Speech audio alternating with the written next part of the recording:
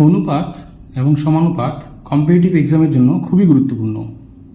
অনুপাত এবং সমানুপাত থেকে যে কোনো কম্পিটিটিভ এক্সামে কোনো না কোনো প্রশ্ন এসেই থাকে। তো অনুপাত এবং সমানুপাত থেকে আমি বেছে বেছে 15টা অঙ্ক নিয়েছি, যেগুলো আমি পরপর 3টি ভিডিওতে 5টি 5টি করে অঙ্ক করে দিব।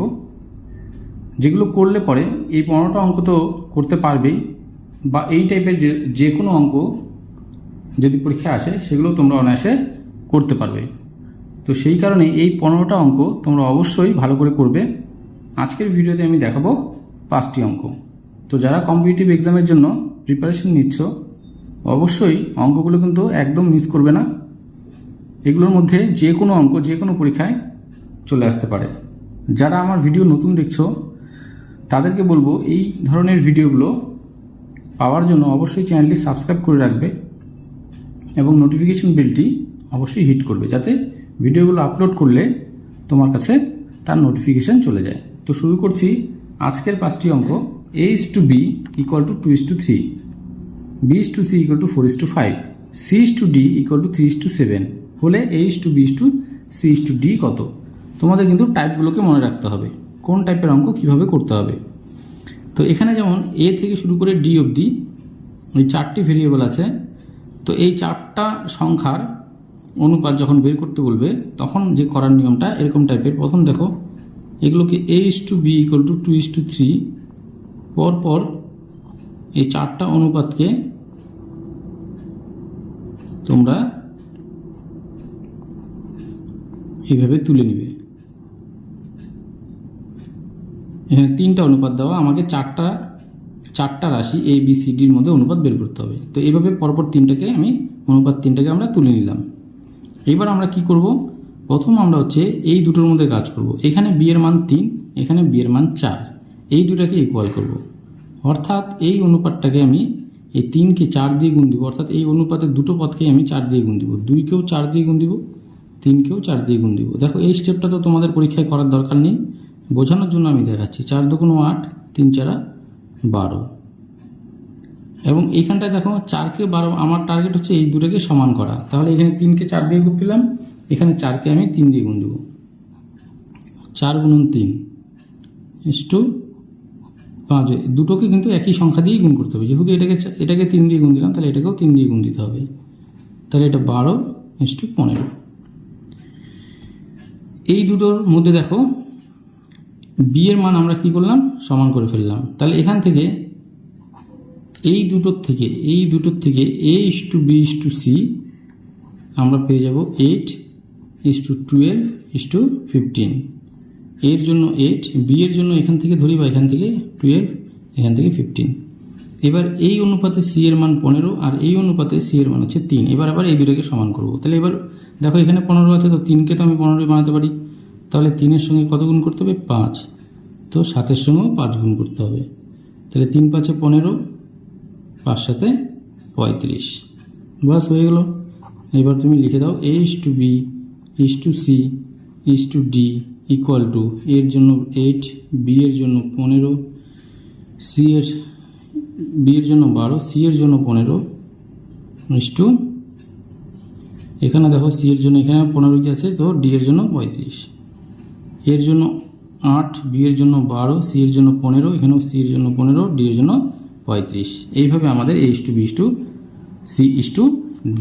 বের করতে হবে। তো দেখতে পেলে একদমই সহজ অঙ্ক, একটু মনোযোগ দিয়ে দেখলেই নিয়মটা শিখে ফেলা যায়। আর নিয়মটা শিখলে এই টাইপের অন্য অঙ্ক আসলেও তুমি সহজে করতে পারবে। নেক্সট দেখো,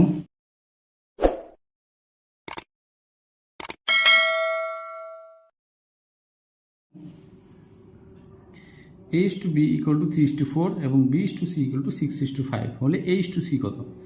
আগের টাইপের সঙ্গে এই টাইপের কিন্তু পার্থক্য আছে। এখানটায় 3টা রাশি হচ্ছে a b c, কিন্তু অনুপাত a:b:c বের করতে পারিনি, a:c মানে প্রথমটার সঙ্গে শেষেরটা। যদি একদম প্রথমটার সঙ্গে শেষেরটা বের করতে বলে তাহলে একদমই নিয়মটা সহজ। আমি অঙ্কটা বোঝানোর জন্য একটু লম্বা করে করছি, বড় করে করছি, কিন্তু একদম নিমেষের মধ্যে অঙ্কটা হয়ে যাবে। দেখো a:c কে আমরা চাইলে a/b × b/c লিখতে পারি, কারণ b ক্যান্সেল হয়ে a/c থাকে। তাহলে a/b এর ভ্যালু তো এখান থেকে পাচ্ছি 3/4। a:b মানে a/b মানে 3/4, b/c মানে 6/5। তো এখানে 2 দিয়ে কাটলে 2 আর এখানে 2 দিয়ে কাটলে 3, তাহলে এটা হয়ে গেল 9 আর এটা হয়ে গেল 10, তাহলে 9:10। দেখো এক লাইনে অঙ্ক শেষ। এরকম যদি 2টা 3টা 4টা অনুপাত দেওয়া থাকে এবং নিয়মটা হচ্ছে দেখো প্রথমটার সঙ্গে যদি শেষেরটার অনুপাত বের করতে বলে, তাহলে অ্যাকচুয়ালি সহজ কথায় বলতে গেলে এই প্রত্যেকটা অনুপাত ভগ্নাংশ আকারে লিখে যদি গুণ দিয়ে দিই তাহলেই আমাদের অ্যান্সার চলে আসবে, এতটা সহজ। তো এই টাইপটাকে মনে রাখার চেষ্টা করবে যাতে সংখ্যা পাল্টে দিলেও তোমরা করতে পারো। নেক্সট দেখো, নেক্সট আমাদের A:B:C 2:3:4 হলে প্রশ্ন বলছে A/B B/C C/A কত। এই ধরনটা আবার একটু আলাদা। এখানে দেখো A/B আমাকে আমাকে যেটা বের করতে হবে, দেখো A/B B/C C/A, একদমই সহজ। দেখো এই ধরনের অঙ্কগুলো আমরা যখন স্কুলে শেখাই তখন একটু অন্যরকম শেখাই, কিন্তু যেহেতু কম্পিটিটিভ এক্সামে আমাদের উত্তরটাই হচ্ছে মেন, উত্তরটা বের করাই আমাদের প্রধান কাজ। অঙ্কটা আমি কিভাবে করলাম সেখানে কিন্তু সেই নিয়মটা দেখা হবে না, কারণ উত্তরটাই শুধু দেখা হবে। তো সেই কারণে যতটা শর্টে করা যায় ততটাই ভালো।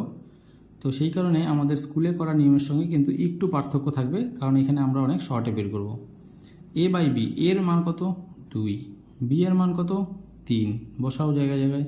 আবার B এর মান কত 3, C এর মান কত 4, তারপর C এর মান এখানে C এর জায়গায় 4, আবার এর জায়গায় 2 হয়ে গেল।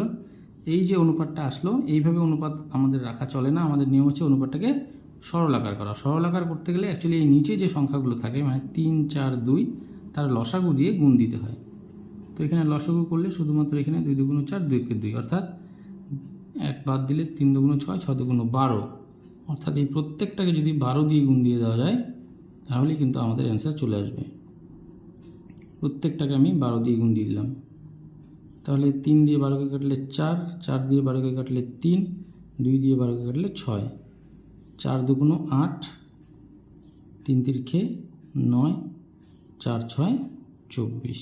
এইভাবে আমরা এই ধরনের প্রশ্নের উত্তর অনায়াসে করে ফেলতে পারি। তোমাদেরকে বারবার বলছি তোমরা কিন্তু টাইপগুলোকে ভালো করে দেখো, একবারের জায়গায় 2বার 3বার দেখে রাখো, যাতে এই ধরনের টাইপের প্রশ্ন আসলে তুমি অনায়াসেই করে ফেলতে পারো। নেক্সট দেখো,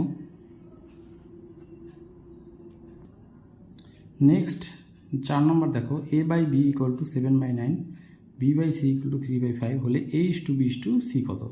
তো এখানে দেখো অনুপাতটা ভগ্নাংশ আকারে দেওয়া। তো এখানে বিষয়টা কিছুই না, কিন্তু এখানে আমাদের কি বের করতে হবে। আগের একটা প্রশ্নে বলতে গেলে দেখো 2 নম্বর প্রশ্নটা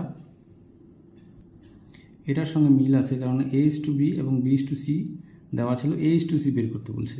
কিন্তু এখানে যেটা আলাদা সেটা হচ্ছে যে এখানেও A:B দেওয়া 7:9 এবং B:C দেওয়া 3:5, কিন্তু আমাকে বের করতে বলেছে কিন্তু A:B:C। এটাই হচ্ছে ওই অঙ্কটার সঙ্গে এটার পার্থক্য।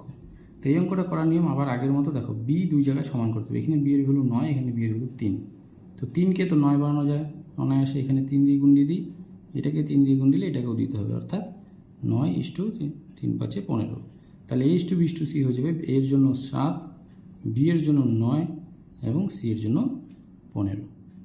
তো দেখতেই পেলে যে অনায়াসে দেখো অঙ্কটা কিন্তু হয়ে গেল। এই টাইপের দুটো অঙ্ক করা হলো। দেখো A:B B:C দেওয়া, আর 1 নম্বর অঙ্কটার দিকে দেখো এখানটা A:B B:C C:D দেওয়া ছিল, A:B C:D করতে হলো। এখানে যেভাবে করা হলো বলতে গেলে প্রায় একই রকম এখানটায় আমরা করলাম। তো এই টাইপের অঙ্ক যদি তোমরা শিখে রাখো তাহলে এই ধরনের অঙ্ক পরীক্ষাতে প্রায় সময় একটা না একটা আসে, তাহলে তোমরা অনায়াসে এই ধরনের অঙ্কগুলো করে ফেলতে পারবে।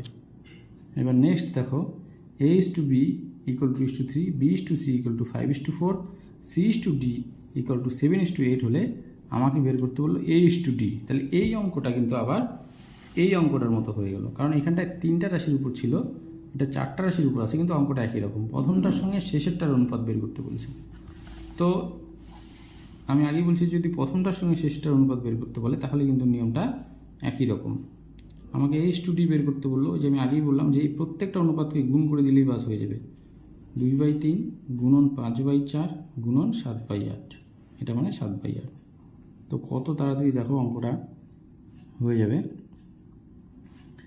এখানটায় যতটা কাটাকাটি চাই, 2 দিয়ে 4কে কাটলে 2, তো 8 তো যাচ্ছে না। উপরে দেখো 5 7 35 আর নিচে 3 2 6, 6টা 48, অর্থাৎ 35:48।